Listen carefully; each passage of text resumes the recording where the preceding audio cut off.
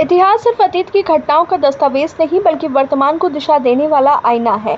जब इतिहास की किताबों में बदलाव होते हैं तो सवाल केवल तथ्यों के संशोधन का नहीं होता बल्कि उस मानसिकता का होता है जो उन तथ्यों को चुनती है और जो उन्हें छोड़ती है। एनसीईआरटी द्वारा कक्षा 8 की सामाजिक विज्ञान की नई किताब में मुगल इतिहास की जो नई व्याख्या दी गई है वो इसी बहस को दोबारा जीवित कर देती है। इतिहास को देखने का नजरिया क्या होना चाहिए? सत्ता के फैसलों का मूल्यांकन या वर्तमान राजनीतिक सोच का प्रतिबिंब? नई किताब में मुगल शासकों के व्यक्तित्व, निर्णयों और विरासत की जो छवि प्रस्तुत की गई है वो पहले से कहीं अधिक स्पष्ट, विस्तृत और विवादास्पद है।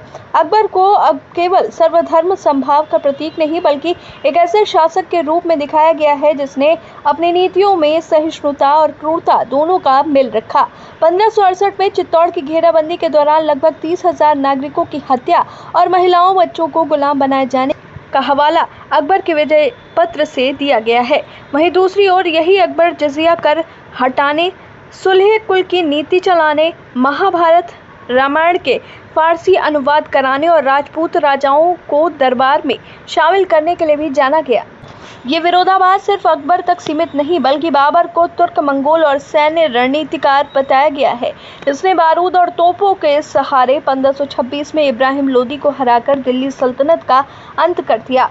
लेकिन किताब ये भी दिखाती है कि उसका बेटा हुमायूं कैसे संघर्ष करता रहा और अंततः शेरशाह सूरी से हारकर सत्ता गंवा बैठा। दूसरी ओर शेरशाह सूरी के हिंदू सेनापति हिमू को पकड़े जाने और पानीपत की दूसरी लड़ाई के बाद उसका सिर कलम किए जाने का वर्णन अकबर की सत्ता के शुरुआती दौर की एक और क्रूर तस्वीर को सामने लाता है। जहांगीर और शाहजहां को कला और वास्तुकला के संरक्षक के रूप में रेखांकित किया गया है। विशेष करके शाहजहां को ताजमहल के निर्माता के रूप में याद किया गया, परंतु ये भी बताया गया कि उसने अपने बेटे औरंगजेब के हाथों अपने जीवन का उत्तरार्ध कैद में बिताया।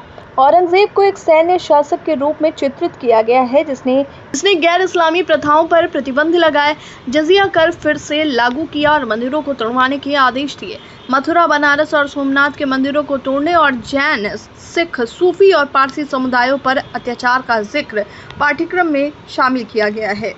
इन विवरणों के साथ साथ एनसीईआरटी ये स्पष्टीकरण भी देती है कि इतिहास की घटनाओं को नकारा नहीं जा सकता, लेकिन आज के समय में उनके लिए किसी को दोषी ठहराना भी उचित नहीं। सवाल ये है कि अगर उद्देश्य केवल इतिहास की जड़ों को जानना है तो क्या इन घटनाओं की व्याख्या बिना वैचारिक झुकाव के की जा रही है? जब किताबें ये कहती हैं कि इतिहास को समझना जरूरी है ताकि भविष्य में वैसी गलतियां न दोहराई जाएं, तो क्या ये जिम्मेदारी लेखक और नीति निर्धारकों की नहीं बनती कि वो अतीत को पूरे संदर्भ में दिखाएं, न सिर्फ अत्याचार के उदाहरण देकर बल्कि उनके समानांतर चल रहे सांस्कृतिक समन्वय के प्रयासों को भी उतनी ही जगह देकर?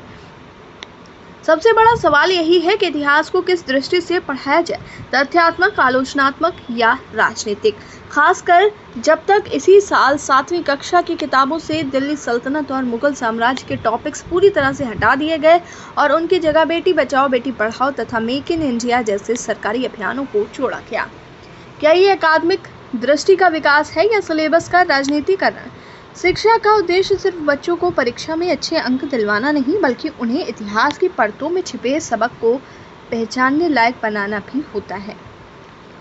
जब इतिहास को अच्छे और बुरे की संकीर्ण परिभाषाओं में बांट दिया जाता है तब सोचने का अवसर नहीं मिलता, सिर्फ मानने की आदत बन जाती है। क्या हम ऐसी पीढ़ी तैयार करना चाहते हैं जो सवाल ना करे, या वो जो इतिहास की क्रूरता और सहिष्णुता दोनों को समझकर एक बेहतर समाज की कल्पना कर सके?